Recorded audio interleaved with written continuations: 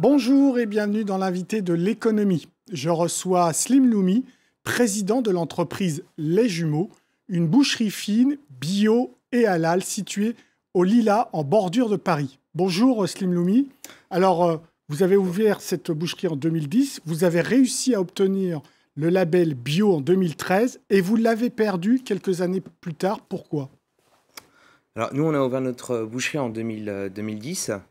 On faisait de la viande de qualité, mais à l'époque, c'était un petit peu compliqué. On voulait vraiment faire quelque chose de très qualitatif et rassurer notre clientèle. Donc, on s'est penché en 2013 à faire de la viande bio, et ça a marché tout de suite, hein, ça a cartonné. Et là, en 2019 à peu près, on a perdu le label bio AB. On ne pouvait plus mettre dans notre étal que le produit est bio. D'accord. Alors que vous alliez chercher de la viande bio. Exactement. Vous avez fait un tour de France, hein, vous êtes allé chercher des producteurs qui travaillaient en bio.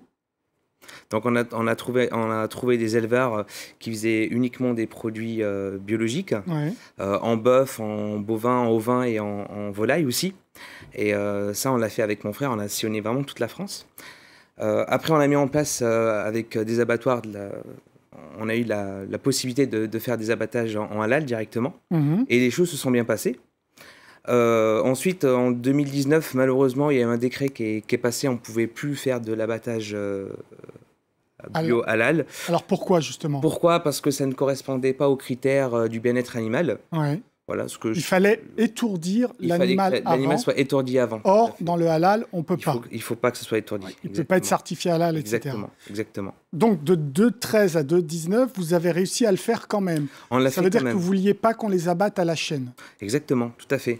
Et ça a très bien marché parce que les éleveurs, on les a gardés. Donc rien n'a changé en fait. Le système d'abattage était le même.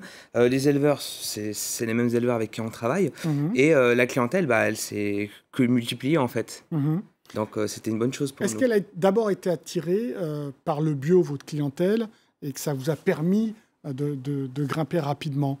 Alors nous, notre clientèle, au début, elle était attirée par de l'hygiène.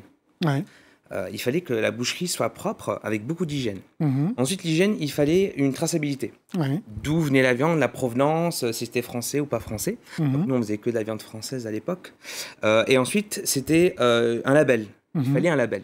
Donc, on a fait du bio. On est les précurseurs à avoir fait du bio en halal. On est vraiment les premiers en 2013. Et pour nous, ça nous a vraiment boosté, dynamité. On était vraiment très, très bons là-dessus. Ça nous a permis d'embaucher aussi, de travailler, de faire des meilleurs produits. Et on a remarqué qu'avec le temps, en fait, nous, on veut les choses fins. On aime les bonnes choses et la qualité. Et des boucheries, il y en a partout en France et partout en Île-de-France. Donc, nous, on voulait être complètement différents du système classique. On voulait faire du haut de gamme. Donc, du coup, on a commencé à chercher des produits de luxe, comme le poulet de Bresse, le bœuf de Galice, le Wagyu, le fameux bœuf japonais. On a trouvé aussi du veau de lait élevé sous la mer, qui est juste exceptionnel, l'agneau présalé du Mont-Saint-Michel et l'excellence, le foie d'oie non gavé. Donc c'est du foie gras. On ne peut pas dire foie gras, mais c'est un foie d'oie qui va se gaver naturellement. Et on le propose dans notre vitrine et c'est juste un produit. Donc aujourd'hui, concrètement, vous avez des produits à la fois bio, par l'éleveur, et non bio, mais de très haute qualité. Voilà, des labels AOP, AOC. Est-ce que vous avez regardé en Europe s'il existait un marché halal bio certifié ou si cette aventure que vous avez connue en France, elle est terminée en France comme ailleurs ? Est-ce que ce marché existe halal bio ? En Europe ? En Europe, il me semble qu'il y en a un petit peu en Espagne, en Belgique, mais il est très très peu, il n'y en a vraiment pas, il n'y a pas beaucoup.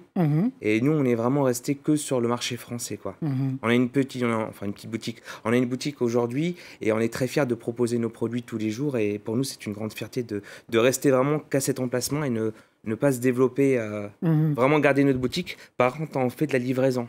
On livre partout en France et en Europe aussi. En Europe, c'est ce que j'avais vu.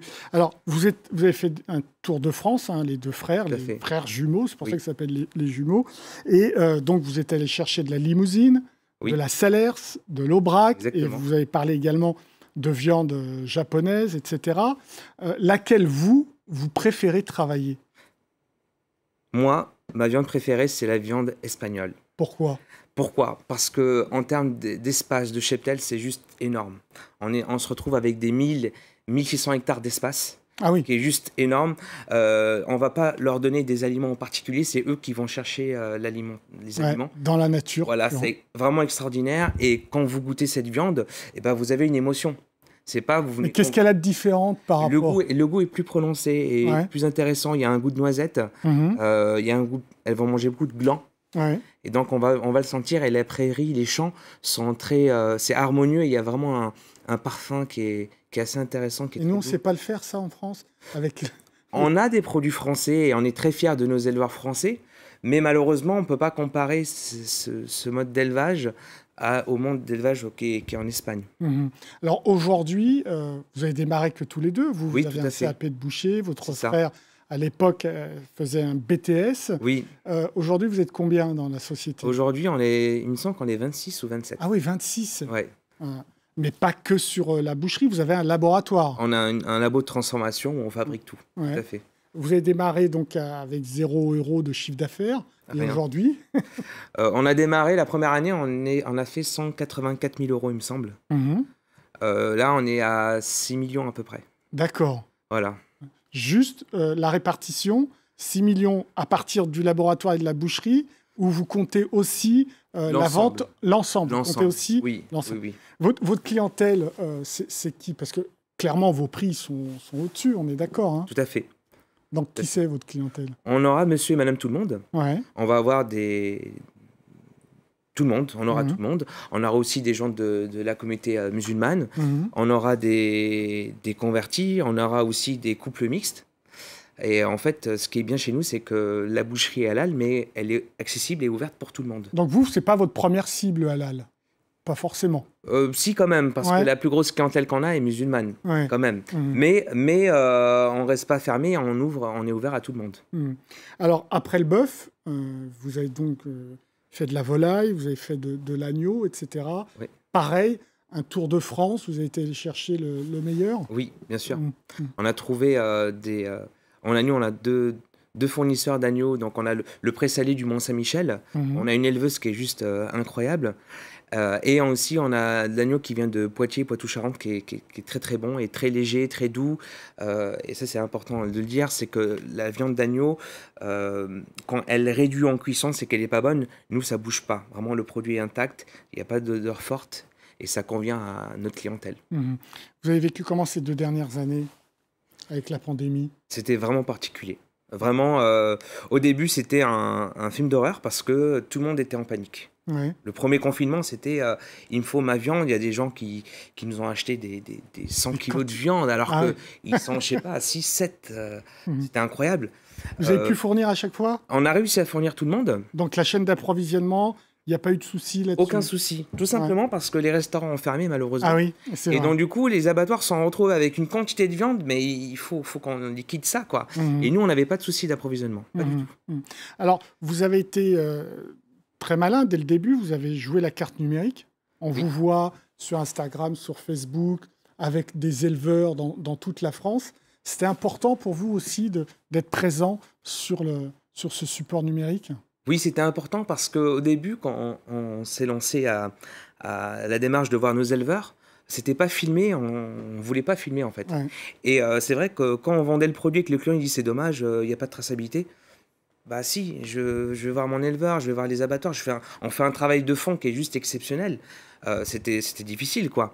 Et donc, du coup, bah, il faut qu'on médiatise ça. Enfin, à notre image, bien sûr. On faisait des photos, des vidéos, et on commençait à le mettre sur les réseaux Facebook à l'époque, après Instagram, TikTok, etc. Et pour nous, c'est une valeur de valoriser nos produits. C'est difficile ou pas aujourd'hui de trouver des bouchers? C'est un métier qui est encore valorisé ou pas? Vous l'adorez, ce métier, très clairement. Mais... Moi, je suis passionné, oui. Ouais. C'est difficile de trouver. Ouais. C'est difficile. En fait, ce qui est difficile, c'est de trouver... Moi, je cherche des gens honnêtes. Des gens qui vont penser aux clients, qui vont penser au bien de l'équipe, de la clientèle, de tout le monde. Et c'est vrai que c'est pas évident. Et moi, je sais que mon équipe, je les prends, je les forme, et ils ne sont pas bouchés de base. Voilà. Ils viennent d'où, alors? Comme ça, il était restaurateur, il passe pas par des était dans CAP, un cage d'escalier. Il passe pas par des CAP bouchés? Non, pas forcément. C'est quoi l'avenir des jumeaux, donc le nom de votre boucherie? On est assez étonné de penser que vous existez depuis 10 ans et pourtant vous êtes qu'implanté, j'allais dire, au Lila. Mais pourquoi pas d'autres franchises ailleurs, d'autres boutiques? Nous, déjà, on aime beaucoup les Lilas. On a vécu à Romainville et au Lilas. Pour moi, les Lilas, c'est une ville où... C'est ma ville, quoi. Ouais. Et puis, je travaille beaucoup. Vraiment, je travaille excessivement. J'habite juste à côté de mon travail. Donc, pour moi, c'est un luxe de pouvoir travailler à côté de mon domicile. Je ne me vois pas déménager ailleurs et je serais malheureux. Après, on ne veut pas faire d'autres boucheries. On ne veut pas ouvrir d'autres magasins parce que je veux gérer ma boutique. Vraiment fort comme il faut. L'hygiène, le service. En fait, il faut de la rigueur. Quand vous réussissez dans la vie, si vous êtes rigoureux, vous êtes sûr de réussir. Si vous commencez à patauger, c'est là où ça va être bon. Voilà. Et donc... Alors, j'ai vu que vous aviez des demandes assez iconoclastes de la part de certains de vos clients. J'ai vu que, par exemple, vous fournissiez une saucisse à la moutarde, au wasabi, à l'harissa et au piment de Cayenne. Oui. Il y a des gens qui vous demandent d'affronter ça? Oui, on a quelques clients qui sont un peu farfelus, qui sont fans de piquant. Ouais. Et donc, on avait conçu une merguez spécialement pour eux. Et ils devaient signer une décharge, parce que c'était vraiment piquant. Ah ouais. Et donc, du coup, pour moi, j'ai pas aimé parce que ça piquait trop. Mais on adapte nos produits aux clients et sur commande, on fait pas mal de produits pour le client, comme des merguez, des saucisses particulières, etc. Merci beaucoup, Slim Loumi, pour vos réponses. L'invité de l'économie, c'est terminé, mais évidemment, vous pouvez retrouver cette émission sur france24.com. Au revoir.